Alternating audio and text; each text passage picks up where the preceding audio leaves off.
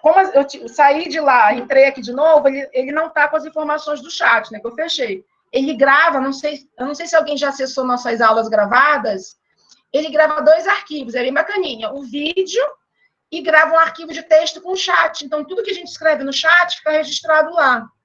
Só que ele demora um tempinho a subir esses arquivos depois que acaba a aula.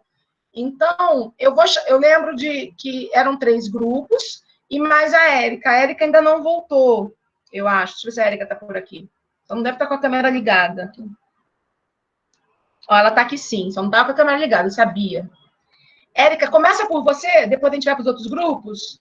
Lembrando que, Érica, brevemente para falar os artigos que você escolheu e como eles podem ajudar no seu trabalho, tá bom? A palavra é sua, suba no palco, Érica.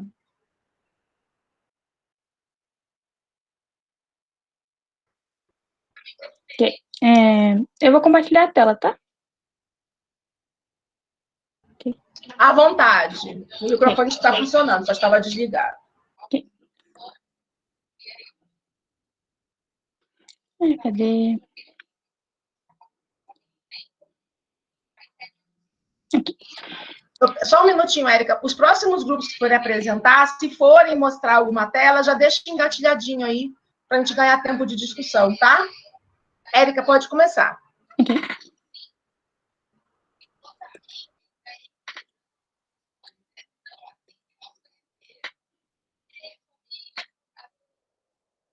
Tá aparecendo.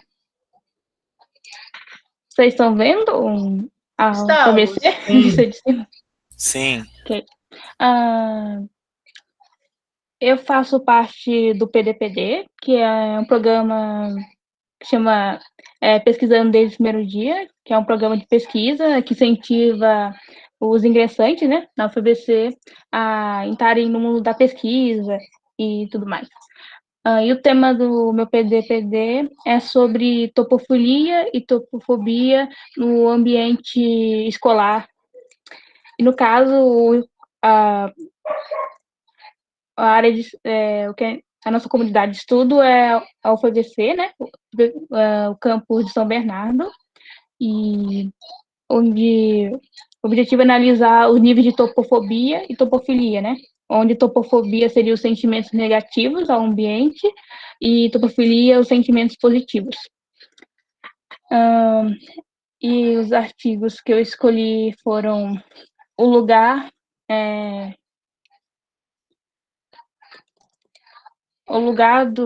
Primeiro foi o lugar dos mapas mentais na representação do lugar. Porque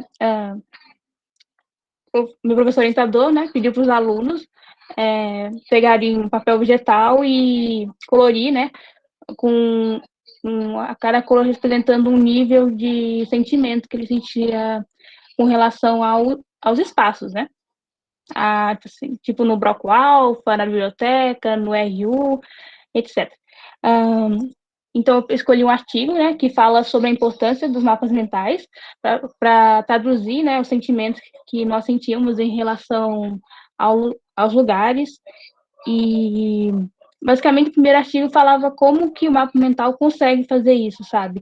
E como se ele fosse uma janela, né, para que nós pudéssemos enxergar os sentimentos que as pessoas sentem. E também falou sobre a importância do lugar, né, para a geografia humanista e tudo mais. E o segundo artigo que eu escolhi foi representação do espaço escolar a partir de mapeamento coletivo, uma abordagem da geografia humanista, que foi bem parecido com o tema de pesquisa do PDPD, porque utilizando um mapa coletivo, né, em vez de mapas individuais, conseguiu analisar os sentimentos que os alunos, né, da escola estavam sentindo, os alunos e professores, tudo mais. E nesse artigo, mesmo o objetivo sendo analisar a topofilia dentro do ambiente escolar, ele focou muito no mapa mental e no conceito de topofobia e a relação de sentimento, sabe, com os lugares. Isso foi uma coisa que me decepcionou um pouquinho no artigo, né, que eu esperava que ele focasse realmente no objetivo da pesquisa, né, que era fazer essa análise, mas mais da metade do artigo só foi falando sobre como é importante ter essa análise de sentimento, ambiente, espaço, e é isso. Para de apresentar. Érica, muito obrigada. Antes de fazer alguma observação, eu queria saber se algum dos colegas tem alguma observação ou pergunta para fazer para a Érica. Antes de alguém, eu acho que o João Pedro está falando, nada a ver a pergunta. Depois você conversa com o João Pedro aí. É uma pergunta nada a ver com o seu trabalho. A Érica está fazendo trabalho, ela é aluna de graduação, como ela falou, EPD-PD, está fazendo trabalho sozinha, porque ela está... É o trabalho de PDPD dela, o trabalho de pesquisa, e porque esses dados que ela está trabalhando são confidenciais, né? No termo de pesquisa que o orientador dela descobriu, a natureza dos dados é confidencial, então ela não pode partilhar esses dados durante um trabalho de grupo, né? Ela me perguntou se poderia fazer o trabalho sozinha, e eu falei que sim, porque além de estar fazendo a disciplina, ela tem um orientador para ajudar ela, né? Quando é esse tipo de caso, de iniciação científica, ou uma pesquisa do aluno de graduação, eu abro exceção para fazer o trabalho sozinho, só para explicar para os outros alunos eles não ficarem bravos, tá? Então, ela está fazendo sozinha por conta da confidencialidade, porque os dados são confidenciais, não vai sair a palavra. Por conta disso. Queria saber perguntas? Não? Érica, a Liliane vai te fazer uma pergunta, só para fechar. Isso que você falou... Em relação à topofobia, esse termo que ela usou, seria exatamente o quê? Érica, pode responder. Tem a topofobia e a topofilia. Topofobia seria sentimentos negativos que você tem num determinado lugar. Por exemplo, o campus de São Bernardo, né, da UFBC, fica meio que no meio de uma floresta, no mato, assim. Então, eu já analisei, algumas meninas, né, assim, na maioria, sentiram sentimentos de topofobia, né, quer dizer, altos níveis de topofobia perto do ponto fretado, perto de onde fica a floresta, né. São sentimentos negativos. E topofilia seria sentimentos positivos. Por exemplo, no RU e na biblioteca, onde são lugares onde os estudantes têm mais liberdade, né? E mais momentos de descontração, né? Que estão fora da sala de aula, eles sentem mais sentimentos felizes, sabe? Assim dizer, um nível maior de topofobia, né? Não, é topofilia mesmo. Sentimentos positivos. Te respondeu, Liliane? A pesquisa da Érica é muito interessante. Ao decorrer da disciplina, ela vai explicar um pouquinho mais o que eles estão fazendo com a metodologia. Tá certo? Muito obrigada, Érica. O próximo grupo, escreve aqui no chat.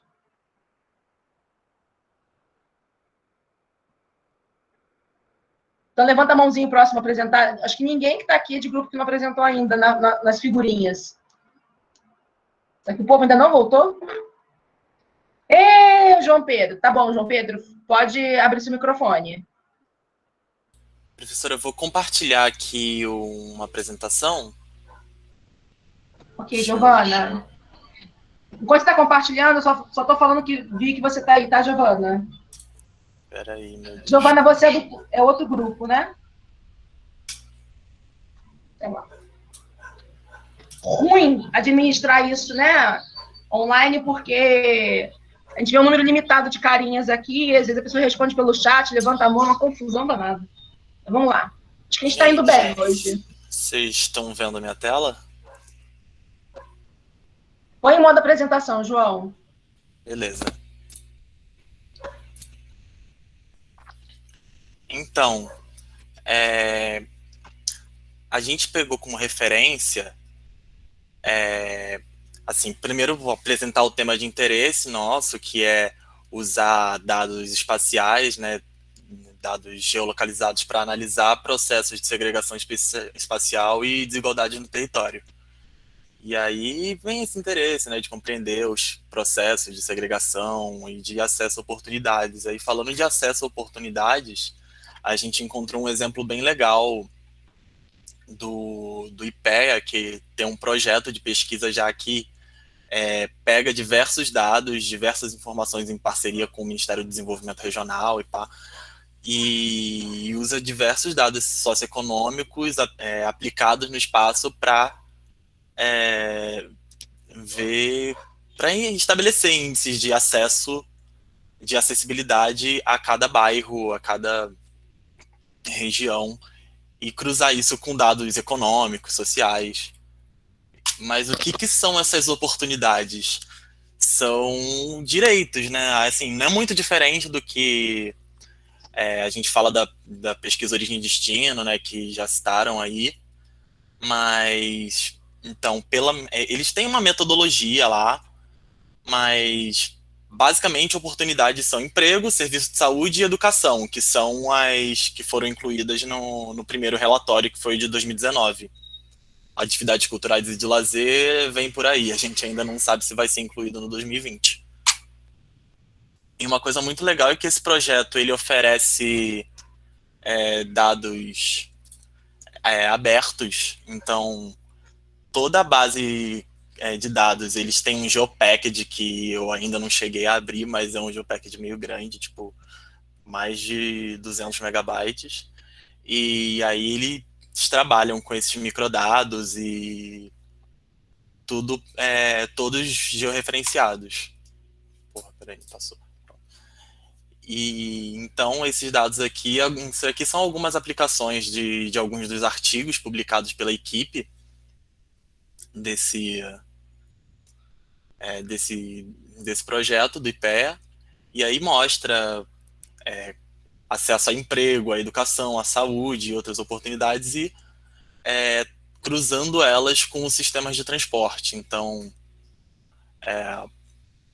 aqui eles fizeram um artigo cruzando esses dados de acesso a equipamentos de saúde e grupos de risco, né, nesse contexto da pandemia, e aí eles viram, tipo, mostrando aqui que as áreas periféricas têm menos acesso a esses equipamentos de saúde, principalmente quando se trata de UTI, etc. E aí isso daqui foram algumas aplicações. Isso daqui é usando a metodologia, né, do próprio IPEA, que eles usam malhas hexagonais, assim, mas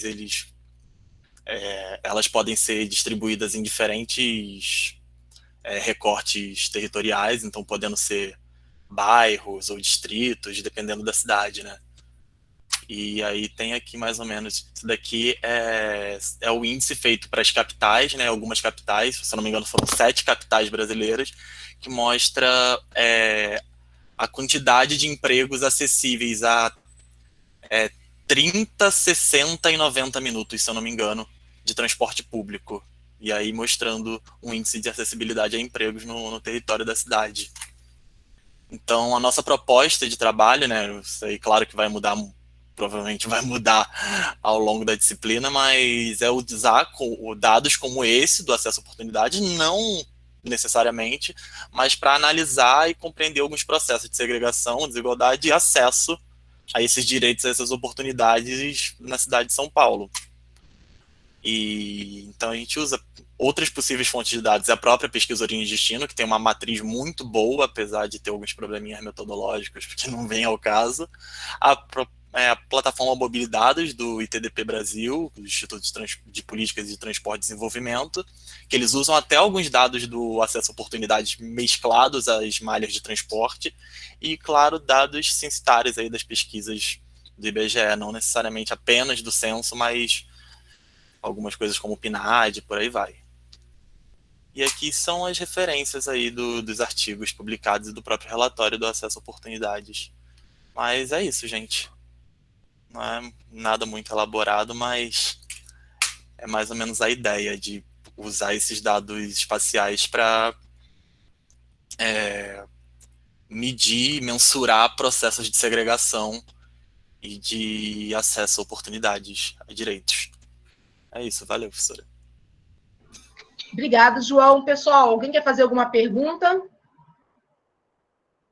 Não, vou fazer 2 comentários. Vou fazer um comentário de professora chata, careta. Vou pedir para você colocar num dos mapas lá que mostra os acessos a oportunidades, pode ser o de Recife, por exemplo, esse slide que tem Recife. Vou te perguntar, esses mapas são geocampos ou geoobjetos, João? Pode errar, só precisa responder.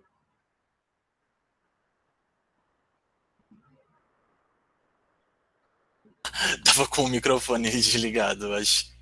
Não sei, Geocampus, talvez. Por que Geocampo? Pode errar também. Ai, eu tô com vergonha. Ah, rapaz, não é aula da Titia Cocota, eu tô perguntando só para mostrar uma coisa interessante do trabalho para vocês que eu gostei. Técnico, uma coisa técnica ainda. Sim, professora, pode dizer. Olha só, é Geocampo sim, porque é um dado representado por superfície. Né? Em toda a área que ele pretende representar, tem uma informação. O dado é contínuo na superfície. Só que ao invés de ele usar os métodos de representação em superfície que a gente viu na aula, que fala de modelos de representação, dado vetorial e matricial, o que ele está usando aqui, ao invés de usar uma malha regular em forma de quadradinhos de célula, ele está usando um hexágono, mas não deixa de ser uma superfície. Tá certo? Os autores que vão trabalhar com essa coisa de malha hexagonal vão colocar isso como uma possibilidade interessante, porque pensa numa malha quadrada. Um quadrado, quantas superfícies de contato ele tem? 4, né? Tem 4 lados. Então, um quadrado ele vai ter 4 vizinhos diretos. Consegue visualizar? Um quadradinho, 4 lados, tem um vizinho em cima, um embaixo, em cada lado. Um hexágono, eu tenho 6 vizinhos diretos. Então, eu consigo modelar melhor o direcionamento do que a gente chama de autocorrelação espacial, influência de um vizinho no outro. É interessante. Não estou falando que é melhor ou pior. Os autores trabalham com essa possibilidade de trabalhar com uma malha em formato, cada célula, ao invés de ser um quadradinho, ser um hexágono, para modelar melhor a vizinhança. Isso é um dos argumentos. Qual a desvantagem disso? É mais dado, né, gente? O quadradinho é mais simples de guardar. Então, eu só fiz a pergunta, João, para estimular a falar da malha hexagonal, tá? Podia errar super. Vocês acabaram de ver o conteúdo, tá? Não vou nem lembrar se você acertou ou errou. Uma outra coisa que é legal, tem mais 2 pontos, vou falar rápido. Uma que eu gostei, que vocês subverteram a ordem da professora. Ao invés de fazer análise de um artigo, vocês escolheram olhar para um sistema de indicadores do IPEA, que está trabalhando com esse acesso às oportunidades. Eu achei legal, porque isso é que está interessando para o trabalho final de vocês. Então, a desobediência civil aí, a professora gostou. Gostei de vocês terem... tanto que vocês mostraram dados de artigos diferentes, não foi um artigo, né? Vocês analisaram um projeto rapidamente, que era o que eu queria. Então, legal, parabéns, tá? São fofinhos. Aí não pode chamar de fofinho, que é muito infantil. Arrasaram, achei legal. E a outra coisa que é legal, que o trabalho de vocês conversa com o trabalho do Vitor José, Vitor Almeida, acho que é melhor. Sei lá, com o Vitor. Quando ele mostrou o indicador de gênero. Isso aqui também é um indicador, é uma medida que faz sínteses, está conversando com essa questão de indicadores e de medidas sínteses espaciais. São abordagens completamente diferentes, mas está no mesmo pacotão lá, e que se usa muito esse tipo de medida para construir política pública, para monitorar, para planejar. Então, é legal terem grupos diferentes mostrando a questão dos indicadores espaciais. Eu fico feliz também, né? Aí eu estou dando parabéns para a turma, não só para o grupo. E, por fim, nessa questão, tinha mais uma coisa que eu estou esquecendo. Gostei dos indicadores. Peraí. É a minha última intervenção de trabalho no dia, eu estou exausta, estou batendo pino já. Não, tá bom. Se eu lembrar de mais alguma coisa, eu falo depois. Não vou falar demais, vocês não conseguem apresentar os outros grupos. Uma chamada. Lembrem-se depois de todo mundo do grupo postar a atividade lá no Tidia. Tá? Se fez o textinho, posta o textinho. Se só fez a apresentação, posta a apresentação para o teu controle, tá, João Pedro? E aí todos os integrantes do grupo postam a atividade lá. Tá bom? Parabéns. Eu estou gostando muito da aula de hoje. Tirei do Moodle, Sávio. Eu falo Tidia, né? Que inferno. Quando eu falar Tidia, vocês podem perguntar Tidia ou Moodle. Professora, você falou Tidia de novo. É Moodle sempre, tá? Moodle. Não tem... O Tidia dessa disciplina é do ano passado e não está nem aberto para vocês. Tá? O próximo grupo. Giovana, é de outro grupo? Isso, é o nosso, Giovana. Giovana, Andréia, quem vai apresentar? Fiquem à vontade. Tá, Giovana vai começar e eu vou só complementar uma coisinha. Perfeito, Andréia. Vocês são um grupo misto, pós e graduação? Ou são da pós? Acho que são todos pós, Todas pós, tá. Gente, boa noite. Nosso grupo, a gente tentou intercalar os nossos interesses, né? E aí, como a André, ela pesquisa a relação de arborização urbana, né? De áreas verdes nas cidades, eu pesquiso um pouco sobre infraestrutura verde, e o André, ele vai estar mais em sociedade. A gente tentou intercalar esses 3 interesses e procuramos 2 artigos, né? E a gente tentou tratar desse assunto de áreas verdes versus áreas urbanizadas ou áreas edificadas. Então, o artigo, ele vai... lembrando, a gente também não fez um PowerPoint, porque a gente entendeu que era uma atividade pontual, mas em relação à aplicação desses métodos, né, para entender essa relação dentro de instrumentos urbanísticos para o planejamento. Então, em relação ao primeiro artigo, o nome dele é Índices de Cobertura Vegetal em Áreas Urbanas, Estudos da Ecologia da Paisagem com Imagem Sentinel-2. Ele é um artigo que vai olhar pelo viés das áreas verdes, né? Então, é um artigo feito por pós-graduandos lá da UFMG, em conjunto com a Universidade de Cagliari, na Itália. Então, eles analisaram 4 cidades europeias, né, que são Cagliari, na Itália, Atenas, na Grécia, Praga, na República Tcheca, e Nice, na França. E ele utilizou dados fornecidos pelo projeto Copérnicos, né, que permitiu a análise das imagens do satélite Sentinel-2 do mapeamento do uso do solo. Então, condiz um pouco, conversa um pouco que a professora estava falando sobre a definição de áreas verdes, né, que ela é muito relativa em relação aos conceitos, porque é uma infinidade de conceitos. Então, eles acabam selecionando e dividindo em 4 tipos de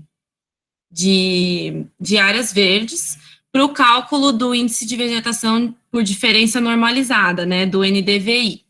Eles vão utilizar, nessas imagens, eles analisam por meio da composição visual RGB e da composição do infravermelho para entender essa cobertura vegetal.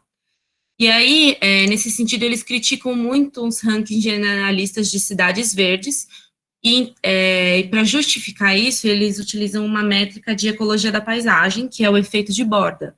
Esse efeito de borda, ele vai considerar o seguinte, né, não adianta você ter a consideração de área verde em metro quadrado da sua cidade, se elas não estão próximas e acessíveis à população, né? Então, esse efeito de borda é o quanto essas áreas verdes adentram dentro da área urbanizada, e quanto mais bordas elas tiverem, mais a população tem acesso a essas áreas verdes, né? E aí eles tiram conclusões entre os 4 estudos de caso dessas cidades europeias, qual delas tem mais acesso ou não a essas áreas verdes. Acho que, André, aí tem o nosso segundo artigo, que buscou olhar já por um outro viés, já pela área urbanizada. André, seu microfone. Perdão. E aí, esse segundo artigo, ele olhava mais no... Oi, Carol. E não consegui entrar. Quando você começou a falar do segundo artigo, eu caí. Eu sei que é chato, você pode começar a falar do segundo artigo de novo? Sim, estava começando, estava agora.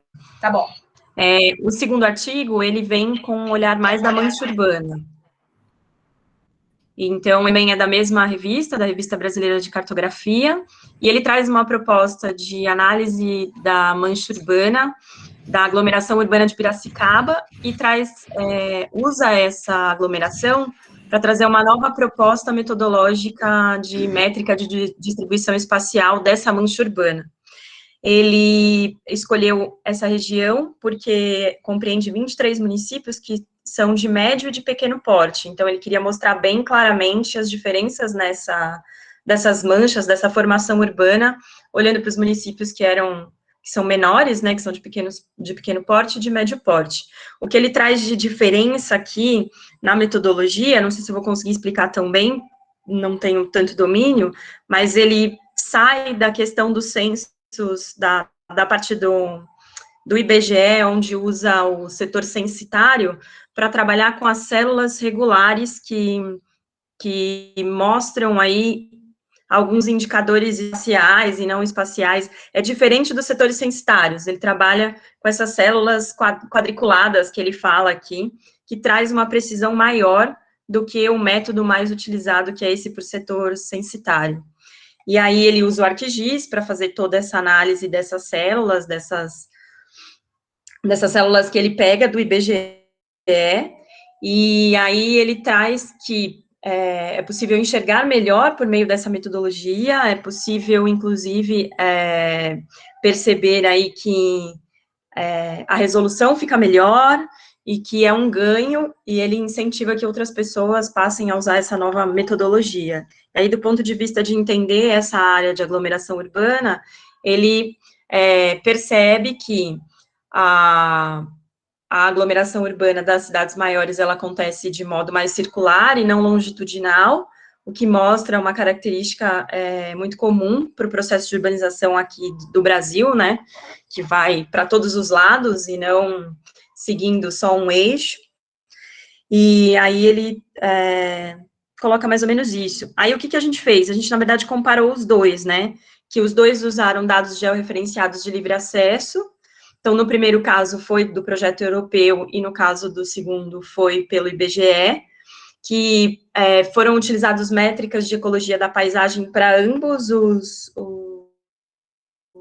artigos, apesar de que cada um tinha um foco, um mais na vegetação e outro na urbanização. E aí, ambos tentavam identificar as potencialidades aí dessas áreas, sejam as áreas verdes ou as áreas urbanas. E no primeiro artigo, eles analisaram 4 cidades europeias, no segundo, uma aglomeração urbana do estado de São Paulo, e todos tinham um propósito aí de subsidiar instrumentos de planejamento para a política pública. Então, os dois trabalhavam com isso, só que com olhares diferentes, um para a urbanização e o outro para as áreas de vegetação. Foi mais ou menos isso que a gente colocou. Deixa eu pegar aqui, Carol, para ver se é isso, é a grade estatística. Peraí. Eu acho que sim. Sim. É o nome certo, É sim. É a grade estatística, isso mesmo. A grade estatística regular disponibilizada pelo IBGE. Isso, a grade estatística, só para... Deixa eu primeiro abrir para a pergunta. Obrigada, Andréia. Obrigada, Giovana. Alguém tem alguma pergunta, observação para fazer para os colegas? Não? Então, eu vou primeiro só... achei legal ter mais de um grupo trabalhando com a questão das áreas verdes. Acho que é legal para trocar figurinha, ver que tipo de conceito de área verde vocês estão utilizando, para qual aplicação, né? Então, isso é bacana. Então, é legal ter isso no grupo. Fico feliz. Fico feliz com a escolha dos artigos que vocês fizeram, são artigos bem interessantes. E eu chamo a atenção para essa coisa da grade estatística, que é o seguinte, não é que ela é mais... Eu não gosto da palavra precisa, ela é um jeito diferente de representar os dados. Os dados que dão origem a ela são basicamente os dados censitários, né? É que a gente tem um problema de um censo para o outro de representar esses dados com o setor censitário, porque os setores censitários mudam, né? Então, tem uma proposta, eu não lembro o nome dessa pesquisadora, mas ela é uma técnica, uma funcionária do IBGE, da geografia, que ela que apresentou essa proposta de representar os dados por grade estatística. Um dos fatores é facilitar a comparabilidade dos dados de um censo para o outro. E como os setores... Por que os setores mudam?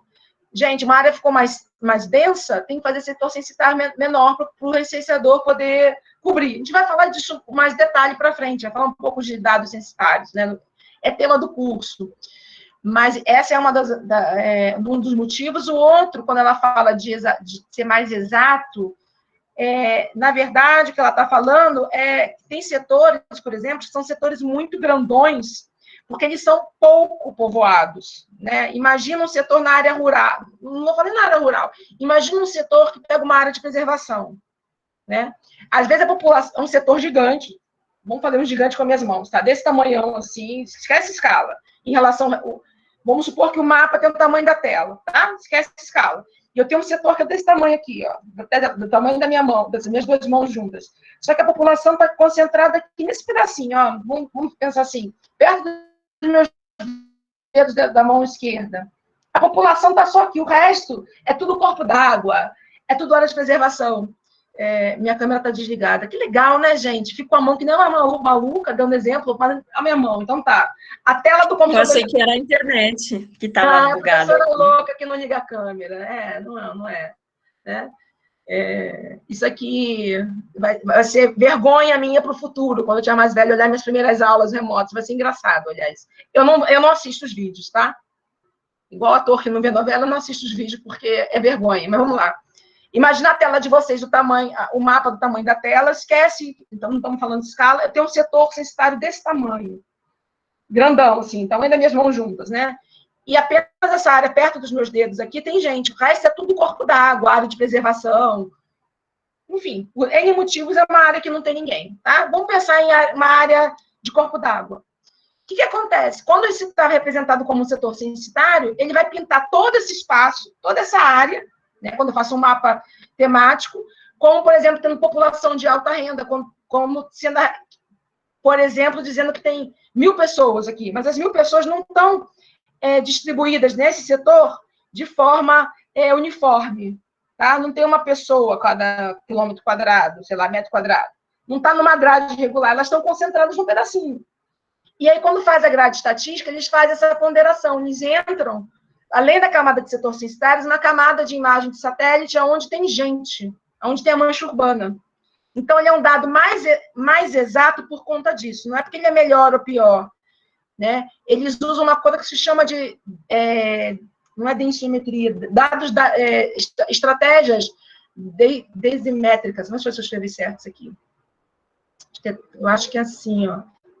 Diego, você escreve para mim? Acho que é dasimétrico, assim, eu vou escrever. Tá? Que é pegar dados de diferentes fontes e considerar onde está aquele dado concentrado mesmo e integrar em célula. Mais ou menos isso, tá? Explico melhor outro... Ele fala ela fala até no artigo que tem uma diferença de metragem aí para a área rural e para a área urbana. Se me falha a memória, a área rural era de 1 quilômetro por 1, e o outro é de 1 metro por 1, tem uma diferença aqui no artigo. Eu acho que a área urbana é 1 quilômetro e a área rural 5 quilômetros a célula. Ó, na Wikipédia tem aqui, ó, mapa densimétrico. Ó, o Diego pôs aqui um link, depois vocês dão uma olhadinha no que é isso. Mas assim, essa grade estatística é muito legal, tem alguns problemas nela ainda, ela não está assim, 100% tinindo, mas é um tipo de dado que é bacana explorar e que tem sido pouco explorado nos trabalhos. Porque o IBGE está fornecendo dado numa grade estatística que tem essa vantagem de considerar onde as pessoas estão mesmo para fazer a distribuição. Então, isso é legal. Acho que vocês trazerem um artigo que usou a grade estatística é muito bacana também, só para chamar atenção. Tá? Muito obrigada, meninas. Tem mais um grupo, se eu não me engano. Quem é? Oi, Pro, eu acho que somos nós. Isso mesmo. Pode falar. Isis, é você que vai apresentar? Sim, eu não tenho certeza se o João ainda está aqui na aula, eu acho que ele está. Ele ia complementar o finalzinho. Que o que a gente fez? Sim. Oi, show. A gente selecionou 3 textos, né? A gente achou artigos que falassem sobre a aplicação do geoprocessamento nas políticas públicas, principalmente. Então, sobre o que esses 3 textos versavam, né? O primeiro texto chama, né, Geoprocessamento em Saúde Pública, Fundamentos e Aplicações. E o que seria, né, qual é o tema desse texto? Eu achei muito interessante porque ele fala sobre uma aplicação do geoprocessamento que é meio que um guia, né, para que seria interessante para que as prefeituras ou outros aplicadores, formuladores e aplicadores de políticas públicas utilizassem, que ele mostrou como o sistema de geoprocessamento ele pode servir para subsidiar o desenvolvimento de política pública de saúde. E então ele mostra muitas aplicações. Ele fala que a gente consegue ver taxas de detecção de rancenias, ele coloca até um exemplo, ele fala sobre distribuição de densidade, então seria bem um monitoramento, e que se aplica bastante ao cenário atual de Covid, né, que seria bem um monitoramento, tanto das características demográficas da população dos distritos. Aqui ele fala, não me lembro se é esse texto ou se é o outro que fala de São Paulo, esse eu acho que fala mais geral. E ele fala, aqui não é nenhum lugar específico nesse texto, e o que ele mostra? Ele vai mostrando diversas aplicações que o geoprocessamento pode ter. Em um caso seria, né, taxa de detecção, aí outro distribuição de densidade, ou outras características demográficas, para a gente conseguir entender como que uma doença se espraia, e também é interessante um exemplo que ele dá, que ele fala que é possível até ver, né, depois, analisando depois que o surto de dengue aconteceu, que era possível perceber que o surto ia chegar, porque quando você começava a olhar as taxas de entrada, né, nos postos de saúde e nas unidades de saúde com sintomas de dengue, eles aumentavam de forma territorial, né, dentro dos distritos. Então, ele dá diversos exemplos de aplicação, que eu acho bem interessante. O segundo texto, ele é o geoprocessamento e a promoção da saúde, desigualdades sociais e ambientais em São Paulo, e nesse caso ele fala bem mais focalizado em São Paulo, ele foca principalmente na Zona Oeste, na região do Butantã. E o que ele faz? Eu achei muito interessante que eles desenvolvem 3 indicadores, eu não sei exatamente se eles já existem e se eles formularam ou se eles desenvolveram, que seria o indicador de inserção social, onde eles analisam as variáveis de condição de ocupação do domicílio, a renda per capita e a escolaridade do chefe de família, e indicador de qualidade do domicílio, sendo acesso à água, condições sanitárias e aglomeração, coleta de lixo e tipo de construção. E eles fizeram esses 2 indicadores, né, mostraram o cálculo que eles desenvolveram, e olharam os resultados, e o que esse documento, né, dizia a respeito. Ele olhava esses 2 índices, e o índice final, que seria uma mescla dos 2, para conseguir verificar incidência de doenças respiratórias em crianças. E eles conseguiram,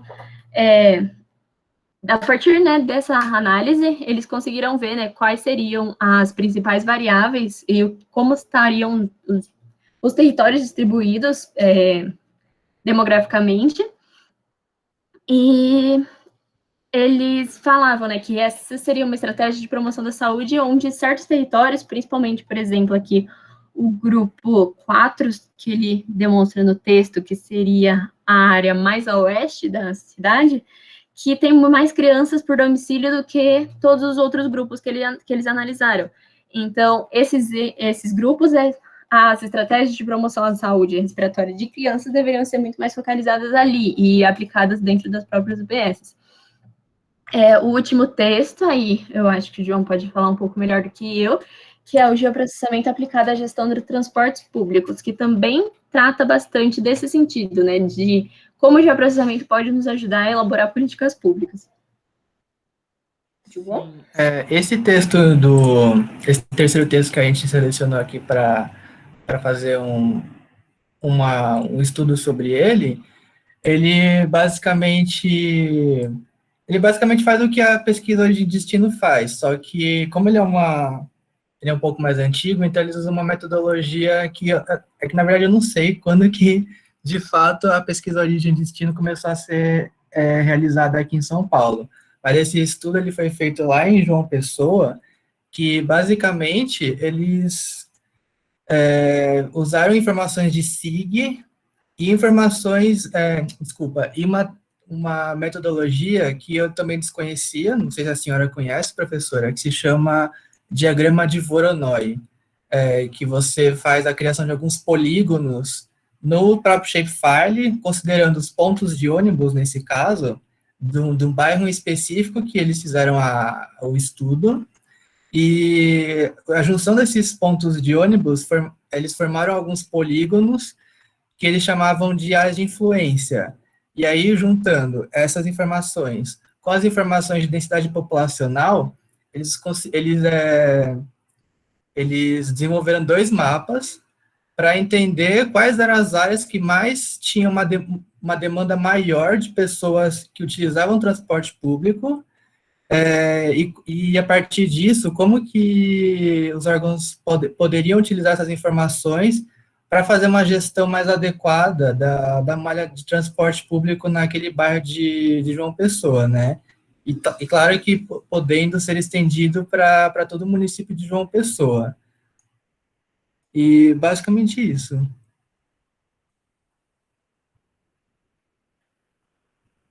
Aí eu só queria finalizar comentando que nossa intenção no trabalho, né, no projeto, como a gente é da graduação, né, a gente vai fazer o projeto em grupo, e nossa intenção é tentar, a gente ainda não decidiu exatamente qual seria o tema, mas pensamos em alguma área que consiga mesclar tanto aplicações para as políticas públicas, que é o curso de alguns integrantes, com a engenharia ambiental, que é o curso do próprio João, e que a gente consiga falar de um tema que sendo ou saneamento ou transporte, mas pensar principalmente na questão da análise de como o geoprocessamento pode ajudar a implementar políticas públicas nessas áreas de influência mais ambiental, né, de impacto ambiental.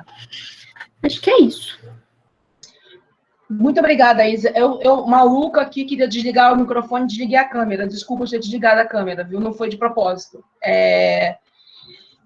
Feliz escolha dos artigos. Vocês escolheram artigos diferentes, porque tá, assim, em temas diferentes para tentar juntar esses desejos de vocês, né? Quando você fala de subsidiar, eu acho que a tua conclusão, Isis, vai no sentido de trabalhar com uma aplicação de geoprocessamento que ajude a subsidiar políticas públicas em áreas de interesse relevante para a conservação ambiental ou que tem uma variável de cunho ambiental muito importante que influencia na gestão dessa área. Vocês têm que depois definir isso um pouco melhor, eu acho, né? Mas os artigos que vocês escolheram são interessantes. Eu queria falar um pouco desse polígono de Voronoi aí. O que é esse caboclo, né? Isso, mas estão indo num caminho bom, eu acho. Foi assim, um para cada lado um pouco, para ter os sentimentos, mas escolheram bons artigos, né? Eu fiz um desenho mequetrefe até o fim aqui, eu vou compartilhar com vocês, e vou tentar desenhar na hora. Espera aí. Se meu professor de geografia da Universidade, se o Roberto Lobato visse, ele ia me matar agora, espera aí. Uma janela. Vou tentar aqui. Não compartilhe meu paintbrush, que sacanagem. Espera aí, vou botar a tela toda.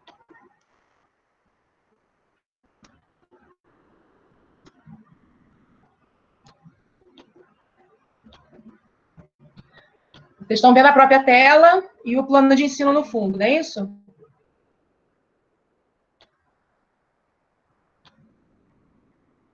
Sim, sim. Estão vendo esse mapa maravilhoso que eu fiz, que tem uma ameba preta com umas...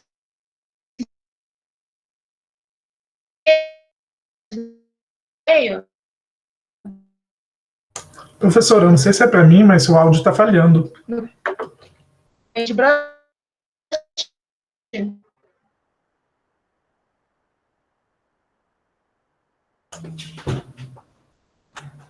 Professora? Qual que é a música boa?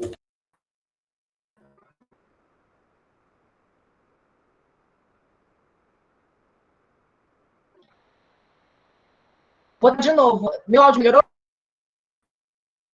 Bem pouco.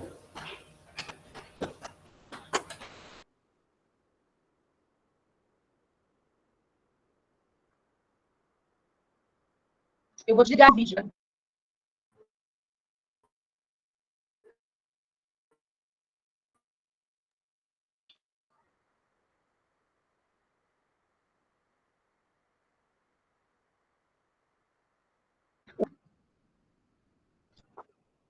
Sou eu que estou mudo?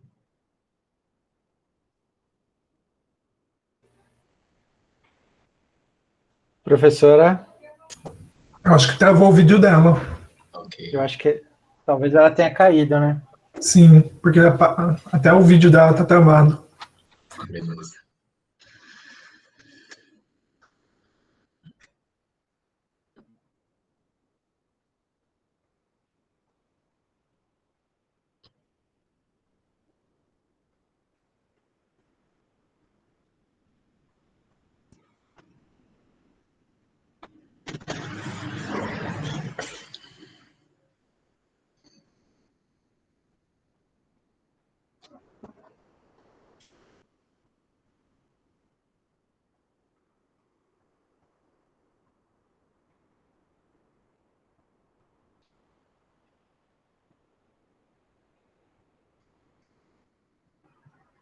Eu voltei?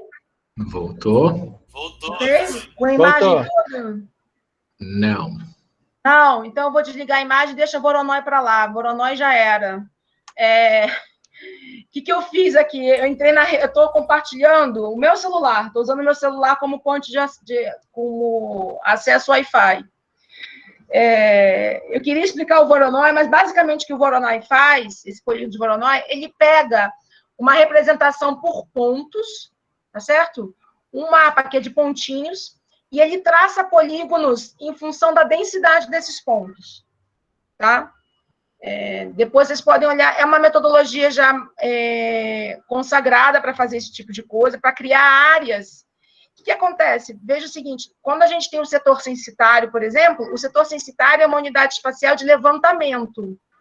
Então, eles desenham o setor censitário primeiro do IBGE, que é um polígono que o recenseador percorreria a pé para fazer o recenseamento no período de janela do levantamento do censo, que geralmente são 3 meses. Agora o censo vai ser pela internet, vocês estão sabendo disso, né? Internet, telefone, né? Vai ser um censo que não vai ser presencial, louco isso, né? Mas é a pandemia. Então, o setor censitário é uma unidade de levantamento. Tem alguns órgãos de estatística que fazem o seguinte, eles disponibilizam os pontos onde as pessoas moram com a informação censitária, e aí o pesquisador desenha sua área de interesse, sua unidade espacial de análise de interesse. Vai desenhar polígonos conforme a concentração desses pontos, ou concentração de mulheres, ou concentração de empregos. Pode ser uma concentração geométrica dos pontos das pessoas, ou de uma variável. Então, você faz fosse um processo de regionalização, que você cria áreas em função de uma variável. Então, você tem a possibilidade de criar áreas de análise de acordo com o seu interesse. O órgão de estatística do Reino Unido faz isso. Você cria suas unidades espaciais de análise de acordo com a disponibilização dos pontos. O Voronoi é uma estratégia de criar essa unidade espacial de análise, tá? Só que ele vai fazer o seguinte, ele vai ver a densidade dos pontos conforme você vai estabelecer alguns limiares de distância e ele vai gerar regiões em função dessa concentração. O Voronoi, ele não vai ter um desenho geográfico que faça um resultado, que respeite um acidente geográfico, por exemplo, um rio. Ele vai ser uma coisa geométrica meio irregular, parece os polígonos malucos, porque vai ser em função da distribuição dos pontos. Tá? Eu não vou conseguir explicar para vocês sem desenhar, sem ter um slide aqui rápido. Tá? Mas o resumo é que ele é uma área que é estabelecida de acordo com a densidade. Então, assim, lugares que são mais densos vão ter polígonos menores. E lugares com menos pontos vão tender a ter polígonos maiores. Ele vai ver a quantidade de pontos e a distância entre eles para traçar regiões. Eu usei essa estratégia quando eu estava trabalhando com dados eleitorais, com o pessoal da GV, quando eu fiz um pós-doc curto lá. Eu peguei os dados de locais de votação, sabe? Tipo, o lugar que você vota, a escola que você vota, aí, sei lá, seja lá onde for, peguei o endereço, espacializei isso com pontos, depois eu gerei áreas de influência desses locais de votação, com esses polígonos de Voronoi. Tá? Tem uma aplicação já consolidados a esses polígonos, é bem interessante também. Ô, professora. Oi, é o Diego. Você precisava de um quadro para desenhar isso? É porque eu sou quadro dependente, né? Então, eu estava vendo aqui na opção no próprio Meet, nos 3 pontinhos que tem do lado de apresentar agora, Tem uma opção, abrir quadro de comunicações. Eu nunca usei, mas pelo que eu estava vendo aqui, é um quadro para você desenhar. As pessoas... Deixa eu ver. Se você quiser tentar... Ó, vamos ver se dá certo. É rapidinho, tá? Vocês estão vendo algum quadro de... Ih, peraí. Ih, vai ter que... Algumas pessoas precisam ter acesso ao arquivo. Vou tentar. Tá, vamos ver. Chama Jamboard. Ele vai abrir um Google Docs, o Diego, de desenho. E vai ficar todo mundo... Pode dar acesso, pode compartilhar. Vê se vocês receberam algum pedido de... Eu tô com o Danilo. Professora, apareceu no chat o link para clicar. Deixa eu ver. E aí você tá... Todo mundo entrou, eu acho que você pode desenhar aí, ó. Tá, eu vou desenhar, ver se vocês conseguem ver meu desenho. Tô gostando dessa brincadeira. Agora aí, sumiu. ó. Tá aparecendo, sim. Não, mas isso aqui é o Paintbrush. Foi o desenho nojento que eu fiz. Tá. Peraí. Aí eu testei aqui, a gente também consegue desenhar.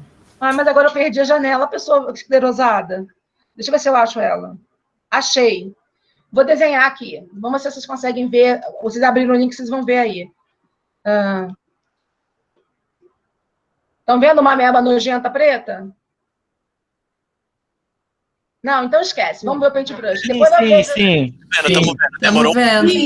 Mas foi. Tem um delay. Tem um delayzinho, mas apareceu a ameba. Estão vendo meu Paintbrush? Sim.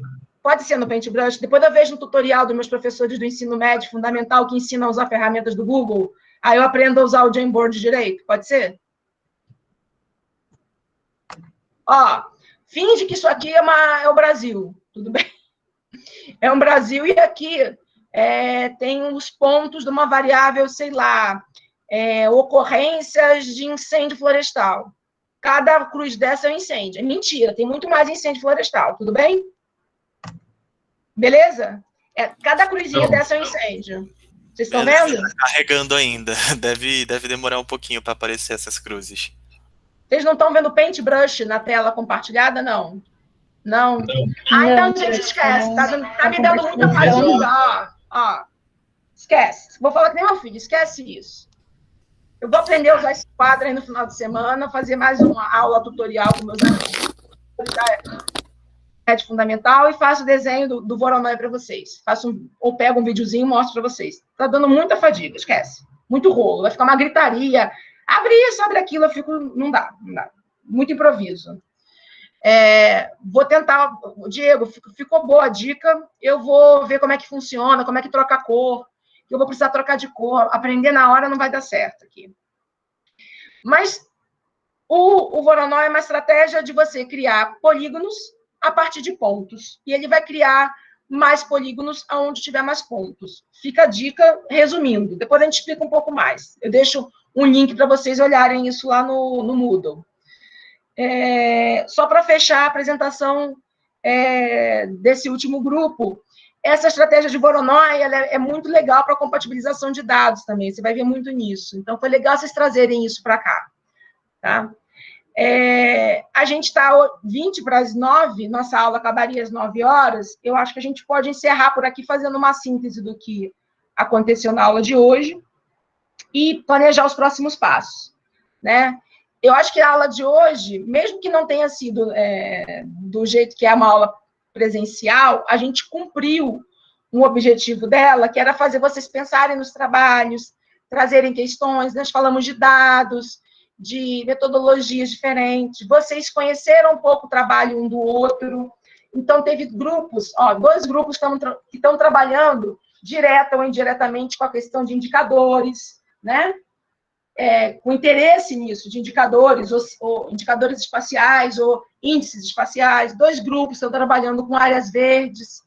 Então, esse é um momento bacana que a gente falou dos trabalhos a primeira vez. Dá para sentir um pouco também com a intimidade da turma com o assunto. Então, assim, para mim, foi plenamente coberto o objetivo da atividade, apesar das instruções estarem confusas ainda, né? Nesse recorte cola de tidia, não deixei muito claro se era para todo mundo fazer o PPT ou não, qual era o produto final, não tem problema. O objetivo foi cumprido, a professora está com um grau de felicidade alto, talvez vocês não estejam tão alto, mas a professora está feliz com o trabalho de vocês. a turma está de parabéns, né? Aproveite essa oportunidade de conhecer um trabalho do outro e converse. Eu abri um fórum lá no Moodle para vocês falarem da atividade 1. Eu não sei se esse fórum está aberto para sempre, eu vou dar uma olhada lá. Se quiserem conversar no fórum, conversar aqui, marcar bate-encontro aqui nessa sala de bate, nesse meeting, esse meeting vocês podem abrir ele, se eu não me engano. Não tem, eu caí uma hora aí, eu tive que entrar na sala, acho que alguém teve que me autorizar a entrar, se eu não me engano.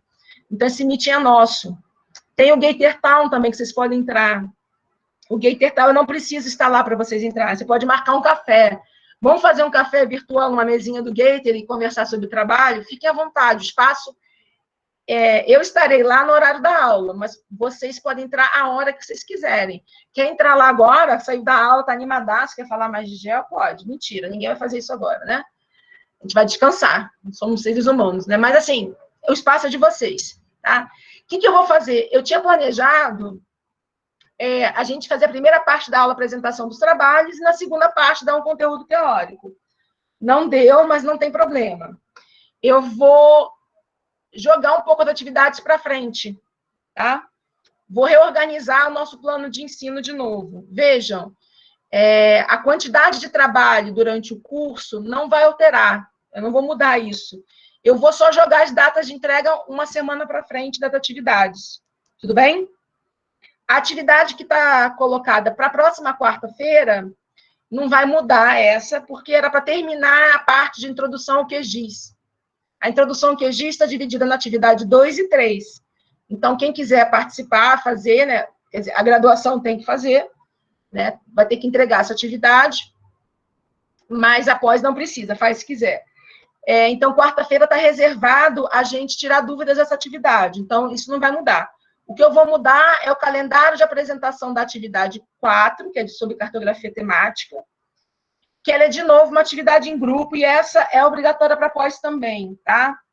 Dessa primeira parte do curso, são 2 atividades obrigatórias para vocês. A 1, que vocês fizeram, e a 2, que é a atividade de cartografia temática. As outras atividades que os alunos da graduação estão fazendo, práticas, são individuais e só obrigatória para eles, tá? Só para não te ficar com dúvida.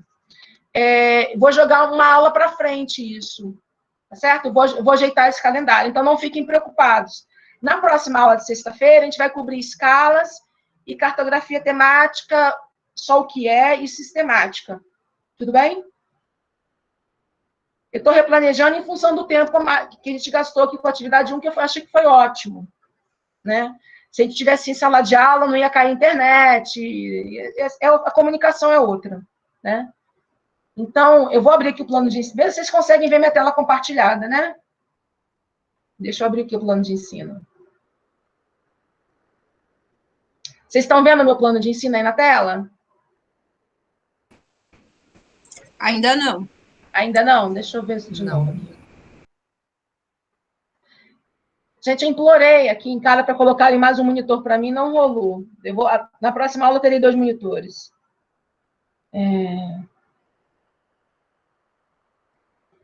Achei aqui o caboclo.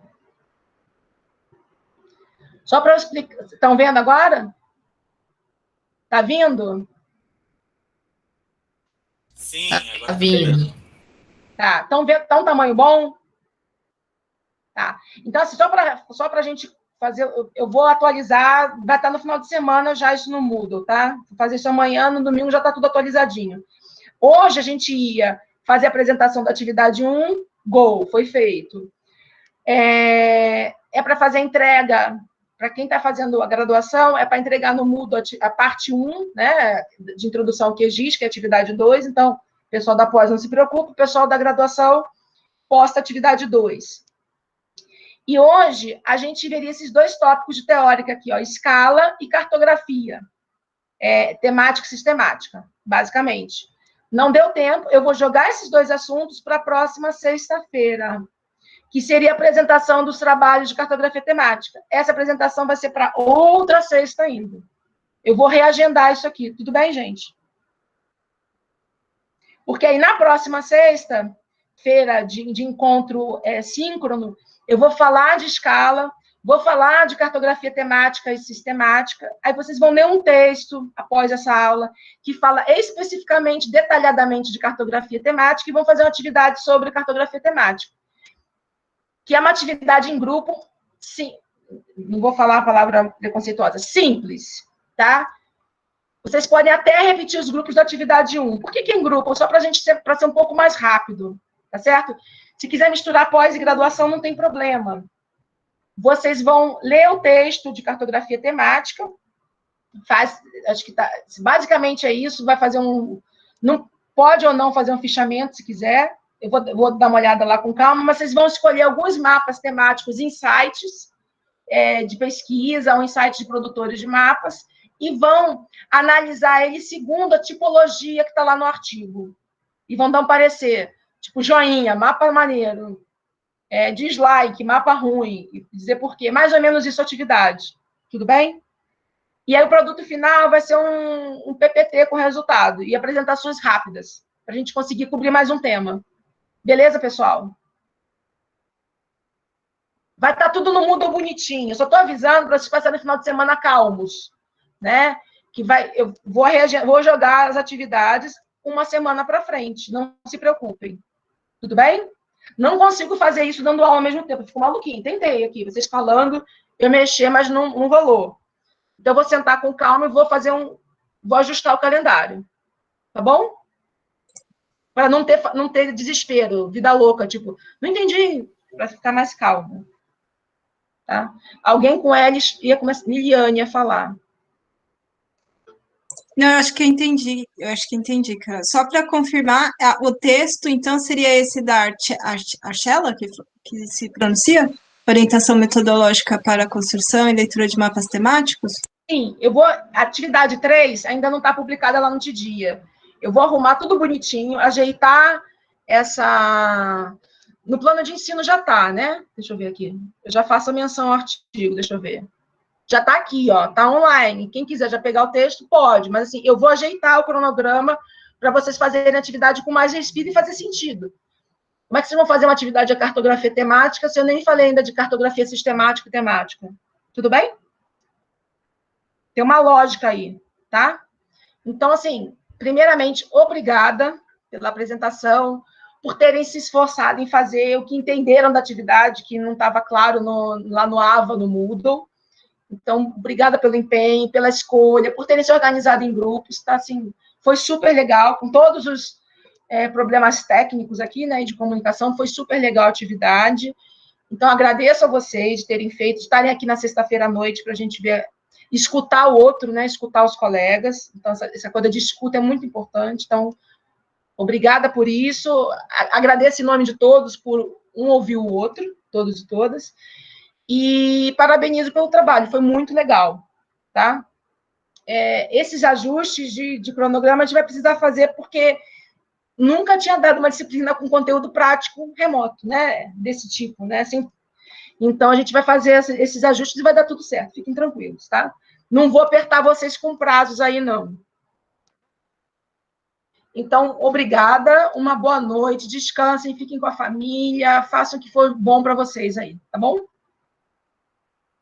Tchau, gente. Estou dando tchau para a câmera, assim, tá filmando. Desculpa cada câmera, mas a conexão... Boa noite. Boa noite. Tchau, pessoal. Tchau, gente. Boa noite. Sextou. Tchau, tchau.